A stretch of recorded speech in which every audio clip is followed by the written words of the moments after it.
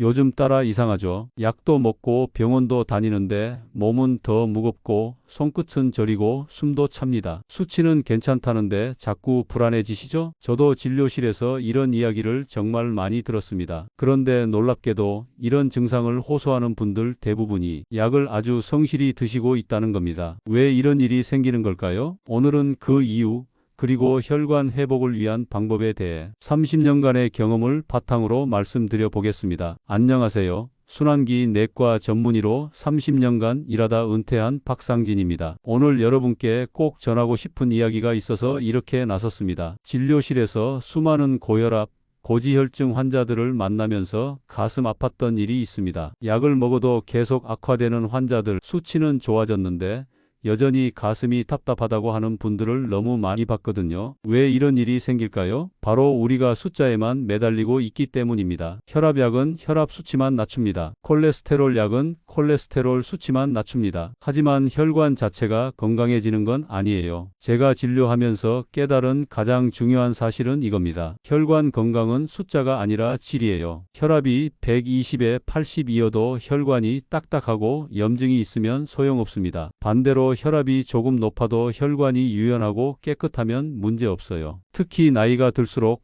살이 찔수록 이 문제는 심각해집니다. 비만과 노화는 우리 몸의 말초혈관에 엄청난 부담을 줍니다. 손끝, 발끝까지 혈액을 보내야 하는데 혈관이 좁아지고 막히면 심장이 더 세게 펌프질해야 하거든요. 그래서 혈압이 오르는 겁니다. 실제로 제가 만난 환자 중에 이런 분이 계셨어요. 김모 씨라는 65세 남성분이었는데 혈압약을 5년간 드셨지만 수치는 좋은데 계속 어지럽고 가슴이 답답하다고 하셨습니다. 검사해보니 혈관 내피 기능이 많이 떨어져 있었어요. 그분께 약물 치료와 함께 식단 개선과 영양 보충을 권했습니다. 3개월 후 놀라운 일이 일어났어요. 혈압약을 절반으로 줄였는데도 수치가 더 좋아졌고 무엇보다 어지럼증과 가슴 답답함이 완전히 사라졌습니다. 이게 바로 제가 말하는 혈관의 질적 개선입니다. 약은 증상을 억누를 뿐이지만 올바른 영양과 생활 습관은 혈관을 근본적으로 회복시킵니다. 물론 약이 필요한 경우도 있어요. 하지만 약에만 의존해서는 안 됩니다. 혈관을 진짜 건강하게 만들려면 혈관 내피세포를 복구하고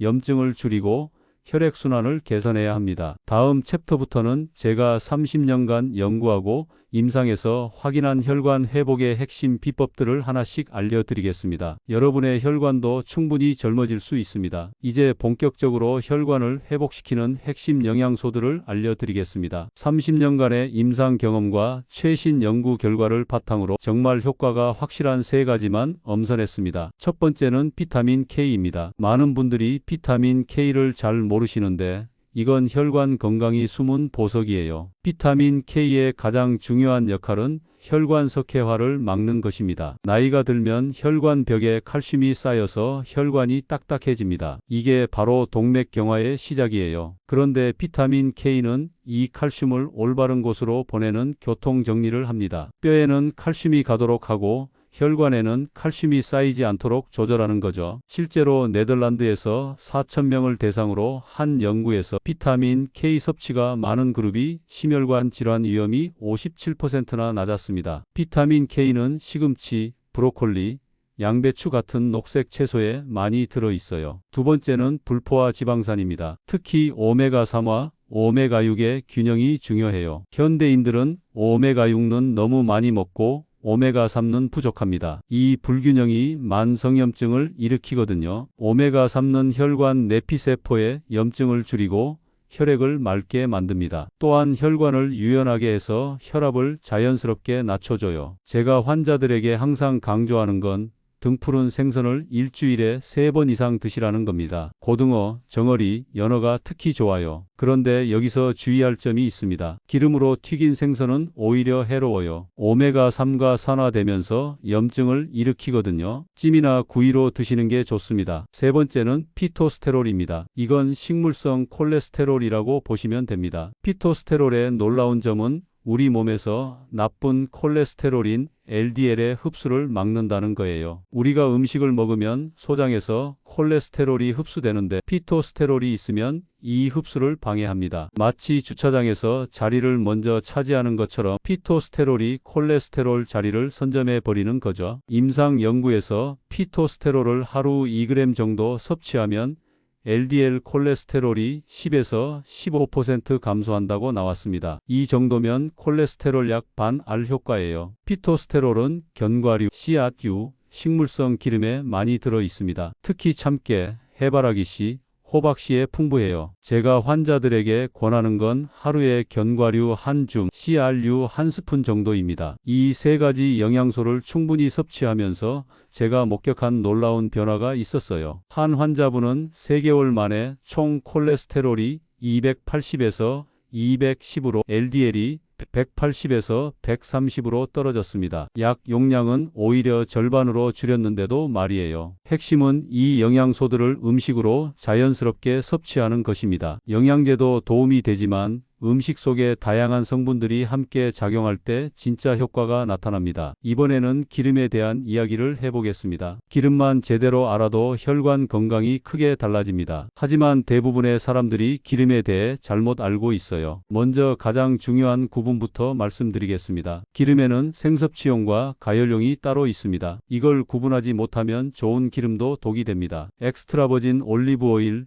들기름, 참기름 같은 압착유들은 반드시 생으로만 드셔야 해요. 이런 기름들은 발연점이 낮아서 열을 가하면 쉽게 산화됩니다. 산화된 기름은 우리 몸에 활성산소를 만들어내고 혈관에 염증을 일으킵니다. 제가 진료하면서 안타까웠던 게 건강을 위해 비싼 엑스트라버진 올리브 오일을 사서 볶음 요리에 쓰시는 분들이 많다는 겁니다. 이건 건강에 해로울 뿐만 아니라 돈도 낭비예요. 가열 요리에는 발연점이 높은 기름을 써야 합니다. 포도씨유, 아보카도 오일, 정제된 올리브 오일이 좋아요. 이런 기름들은 200도까지도 안전합니다. 그런데 여기서 더 중요한 건 기름을 재사용하지 않는 것입니다. 특히 튀김 기름을 여러 번 쓰는 건 정말 위험해요. 기름이 반복 가열되면 트랜스지방과 알데하이드라는 독성 물질이 생깁니다. 실제로 저희 병원에서 튀김집 사장님을 진료한 적이 있어요. 50대 남성분이었는데 혈압이 180에 100이고 중성지방이 500을 넘었습니다. 가장 큰 문제는 하루 종일 재사용 튀김기름 냄새를 맡으며 일하신 거였어요. 그분께 우선 작업장 환기를 철저히 하시고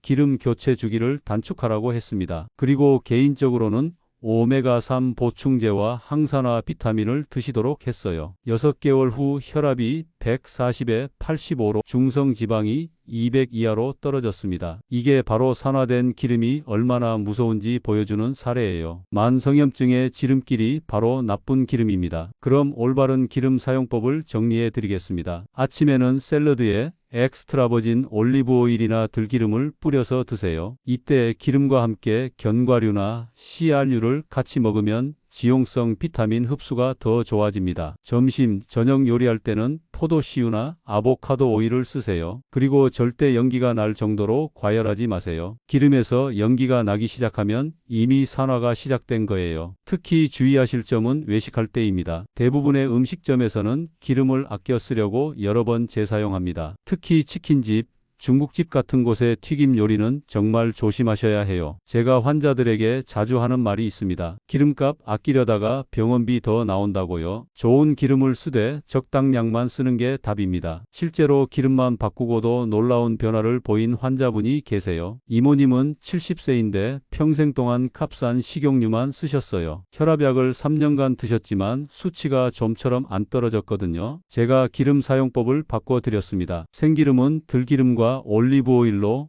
요리용은 포도씨유로 바꾸시고 외식을 줄이셨어요. 놀랍게도 2개월 만에 혈압이 20 이상 떨어졌고 혈액검사 수치도 전반적으로 개선됐습니다. 기름 하나만 제대로 써도 이렇게 큰 변화가 일어납니다. 다음 장에서는 이런 좋은 기름들을 활용한 구체적인 식사 전략을 알려드리겠습니다. 이제 구체적인 식사 전략을 말씀드리겠습니다. 이론은 알겠는데 실제로 어떻게 먹어야 하는지 막막하신 분들이 많을 거예요. 제가 30년간 환자들과 함께 검증한 가장 현실적인 현실적이고 효과적인 방법들입니다. 가장 중요한 원칙은 하루 한 끼는 반드시 채소와 통곡물 중심으로 드시는 겁니다. 완벽을 추구하려다 포기하지 마시고 하루 한 끼부터 시작하세요. 아침이 가장 좋습니다. 아침에는 소화 기능이 활발하고 하루 종일 안정적인 혈당을 유지할 수 있거든요. 제가 추천하는 아침 식단은 이렇습니다. 현미밥 반 공기에 된장국, 그리고 채소 반찬 6가지에서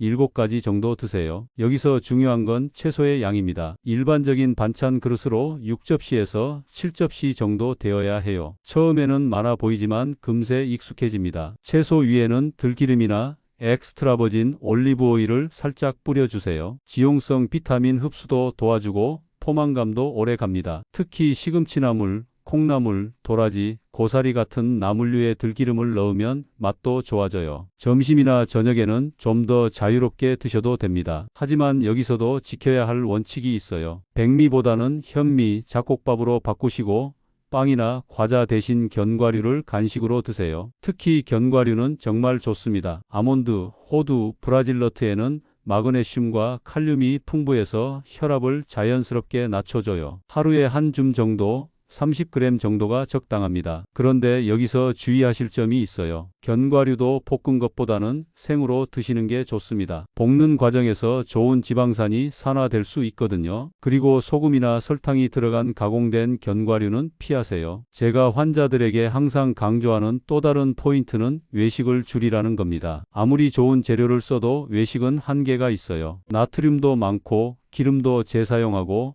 MSG 같은 첨가물도 많이 들어가거든요. 물론 완전히 안 할 수는 없죠. 하지만 일주일에 2회 이하로 줄이시고 외식할 때도 선택을 잘하세요. 한식당에서는 구이나 찜 요리, 일식당에서는 회나 초밥, 양식당에서는 샐러드나 그릴 요리가 좋습니다. 실제로 이런 식단 변화로 놀라운 결과를 본 환자분이 계세요. 김모 씨라는 55세 남성분이었는데 혈압이 160에 95였고 당화 혈색소가 7.5였어요. 당뇨와 고혈압을 동시에 갖고 계셨죠. 그분께 이런 식단 지침을 드렸습니다. 아침은 채소 중심으로, 간식은 견과류로, 외식은 주 1회로 제한하셨어요. 그리고 집에서 직접 요리하는 횟수를 늘리셨습니다. 3개월 후 결과가 정말 놀라웠어요. 혈압이 135에 80으로 떨어졌고 당화 혈색소도 6.8로 개선됐습니다. 약 용량은 그대로인데 수치가 이렇게 좋아진 거예요. 그분이 특히 좋아하셨던 메뉴가 있어요. 현미밥에 된장국,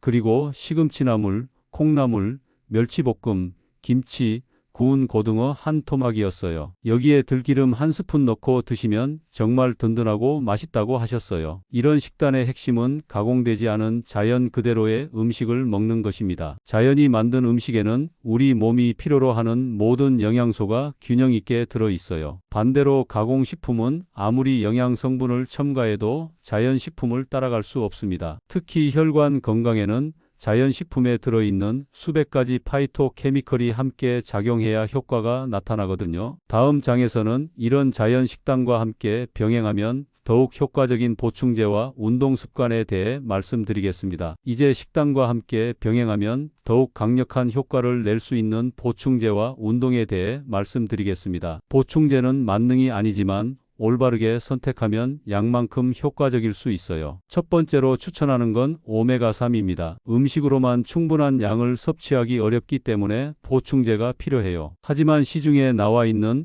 오메가3 제품들의 품질 차이가 크니 주의하셔야 합니다. 좋은 오메가3를 고르는 기준을 알려드릴게요. 먼저 EPA와 DHA 함량이 총 1000mg 이상인 것, 그리고 중금속 검사를 통과한 제품을 선택하세요. 특히 수은, 납, 카드뮴 같은 중금속이 검출되지 않은 것이 중요합니다. 두 번째는 피크노제놀입니다. 이건 프랑스 해안가 소나무 껍질에서 추출한 성분인데 강력한 항염 효과가 있어요. 혈관 내피세포의 염증을 줄이고 혈소판 응집을 억제해서 혈전 형성을 막습니다. 임상 연구에서 피크노제놀을 12주간 복용한 그룹이 위약군보다 혈압이 평균 15mmHg 감소했다는 결과가 나왔어요. 하루 100mg에서 150mg 정도가 적당합니다. 세 번째는 나토키나제입니다. 이건 나토라는 일본 발효식품에서 발견된 효소인데 혈전을 녹이는 능력이 정말 탁월해요. 특히 기존에 생긴 혈전을 분해하는 효과가 뛰어납니다. 제가 진료하면서 나토키나제로 놀라운 효과를 본 환자분이 계세요. 뇌혈관에 작은 혈전이 여러 개 있어서 어지럼증이 심했던 분이었는데 나토키나제를 6개월간 드신 후 MRI에서 혈전이 거의 사라졌어요. 네 번째는 코엔자임 Q10입니다. 이건 심장 근육의 에너지 생산에 꼭 필요한 성분이에요. 나이가 들면서 체내 생산량이 줄어들기 때문에 보충이 필요합니다. 특히 스타틴계 콜레스테롤 약을 드시는 분들은 반드시 함께 드셔야 해요. 스타틴 약물이 콜레스테롤 합성을 억제하면서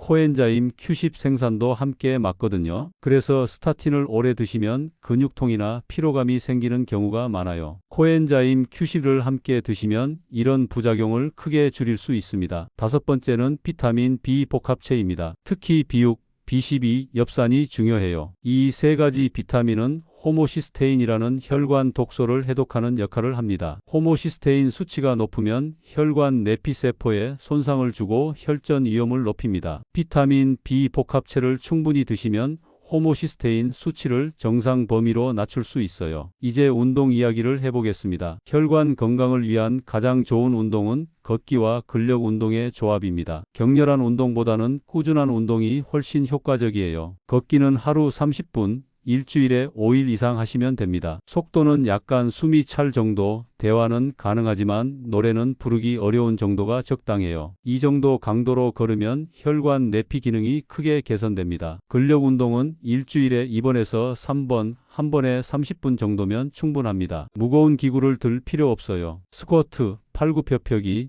플랭크 같은 맨몸 운동만으로도 충분한 효과를 볼 수 있습니다. 실제로 이런 보충제와 운동을 병행한 환자분의 사례를 말씀드릴게요. 박모 씨라는 60세 여성분이었는데 혈압약 2종류를 드셨지만 수치가 여전히 높았어요. 그분께 오메가3, 코엔자임 Q10, 비타민 B 복합체를 권했고 매일 30분 걷기와 주 3회 근력 운동을 시작하셨습니다. 3개월 후 놀라운 변화가 일어났어요. 혈압이 20 이상 떨어져서 약을 한 종류 줄일 수 있었고 무엇보다 체력이 눈에 띄게 좋아졌다고 하셨습니다. 계단 오르기가 힘들었는데 이제는 3층까지도 거뜬하다고 하시더라고요. 보충제와 운동의 핵심은 꾸준함입니다. 한 달 먹고 그만두거나 일주일 운동하고 쉬면 효과를 보기 어려워요. 최소 3개월은 꾸준히 해보시기 바랍니다. 마지막으로 가장 중요한 이야기를 하겠습니다. 아무리 좋은 음식을 먹고 보충제를 챙겨 드셔도 이 5가지 음식을 계속 드시면 모든 노력이 물거품이 됩니다. 30년간의 임상 경험으로 확신하건대 이것들만 끊어도 약을 절반은 줄일 수 있어요. 첫 번째는 가공육입니다. 햄, 소시지, 베이컨, 육포 같은 것들 말이에요. 이런 가공육들은 포화지방과 나트륨의 덩어리입니다. 게다가 아질산 나트륨 같은 발색제와 방부제가 들어가 있어서 혈관에 직접적인 염증을 일으켜요. 실제로 하버드 대학 연구에서 가공육을 매일 50g씩 먹는 사람이 심혈관 질환 위험이 42% 증가한다는 결과가 나왔습니다. 50g이면 얇은 햄 서너 장 정도예요. 생각보다 적은 양이죠. 두 번째는 패스트푸드입니다. 햄버거, 피자, 치킨 같은 음식들은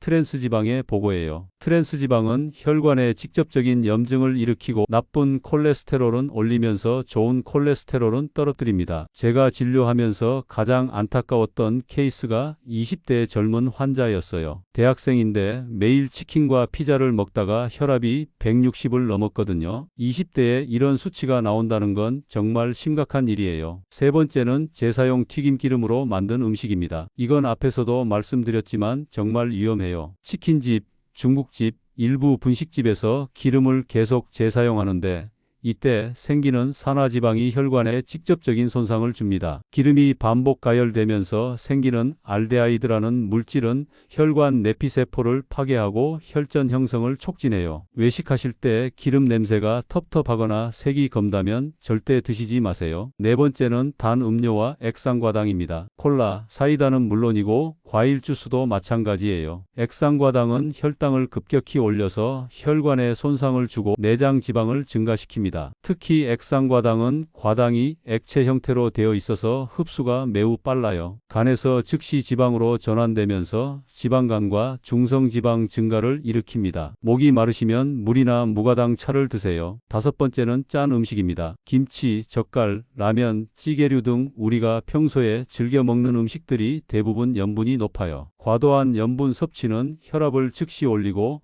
신장에 부담을 줘서 장기적으로 혈압 조절을 어렵게 만듭니다. WHO에서 권장하는 하루 나트륨 섭취량은 2g인데 우리나라 사람들은 평균 4g에서 5g을 먹고 있어요. 거의 2배 이상 먹고 있는 거죠. 이 5가지만 피해도 정말 놀라운 변화를 경험하실 거예요. 실제로 제가 만난 한 환자분은 이것들만 끊고도 3개월 만에 혈압약을 절반으로 줄였습니다. 그분은 처음에 많이 힘들어 하셨어요. 평생 먹던 음식을 갑자기 끊는 게 쉽지 않으니까요. 하지만 2주 정도 지나니까 미각이 바뀌면서 자연스러운 음식 맛을 더 좋아하게 되셨다고 하더라고요. 중요한 건 완벽을 추구하지 말라는 겁니다. 100% 끊을 수 없다면 90% 줄이기라도 하세요. 일주일에 한 번 정도는 드셔도 큰 문제가 되지 않아요. 하지만 매일 드시던 걸 일주일에 한 번으로 줄이는 것만으로도 엄청난 변화입니다. 지금까지 6개 챕터에 걸쳐서 혈관 건강의 모든 것을 말씀드렸습니다. 약에만 의존하지 마시고 혈관의 질을 높이는 근본적인 방법들을 실천해 보세요. 좋은 영양소 3가지를 충분히 드시고 올바른 기름을 사용하며 자연식품 중심의 식단을 유지하세요. 거기에 적절한 보충제와 꾸준한 운동을 더하고 해로운 음식 5가지는 피하시기 바랍니다. 지금까지 혈관 건강에 대해 진심을 담아 말씀드렸습니다. 한 번에 다 바꾸지 않으셔도 됩니다. 하루 한 끼 식사, 한 번에 걷기부터 천천히 시작해 보세요. 여러분의 건강한 내일을 진심으로 응원하겠습니다. 앞으로도 이런 이야기를 계속 나누고 싶습니다. 이 채널 구독해 주시고 소중한 분들께도 함께 전해주신다면 저에게 큰 힘이 될 것입니다. 저는 박상진이었습니다. 다시 인사드리겠습니다. 감사합니다.